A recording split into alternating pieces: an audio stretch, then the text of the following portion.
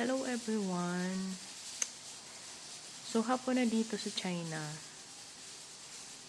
Wala pala akong kilay guys. So, napapansin nyo, hindi ako nakakapag-ayos dito sa China kasi hindi pwede hindi pwede magpaganda.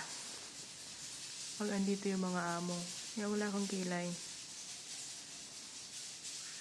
Babawi na lang pag bumalik ng Hong Kong.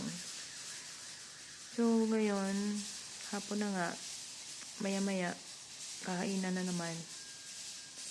Gusto kong pumayat dito.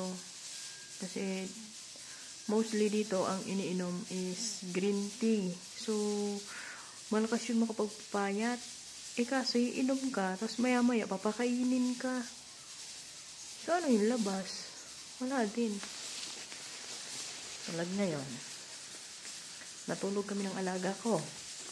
Tapos pagising namin, may pagkain na naman siyang dala. Ayan. Ayan o. Oh. Ang gaganda pa naman ng mga packaging ng bread dito. Tapos ang sasarap guys ng lasa. So, sino ba naman ako para pigilan yung sasarap ng mga ganyang pagkain. Tapos sasabayan mo ng kape. Ay, sarap.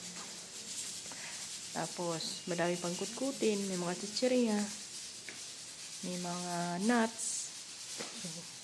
May mga fruits. Everywhere. Ang dami. Ay, guys. Paano ko papayat nito? Lolobo ako dito. Diyos ko, uwi ako ng Pinas. Para na akong dambuhala. Ay, nako. Hindi na bumabalik yung dati kong alindog. Alindog. Ang arte ah. Pero kaya yan. Papayat ako. Inom ako ng tubig. Yan.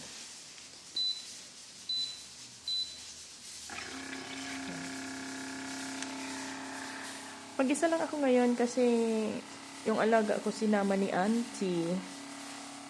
Sinama niyo sa labas. Maglakad-lakad sila kasi medyo may araw. Palubog na nga yung araw. Ang ganda maglakad-lakad kaso malamig. Hindi ako sumama kasi nilulutuan ko siya ng lugaw ng bata. Congee dito sa China. So, naka-timer naman. Inaantay ko. Ay. Yan, tumutunog na guys.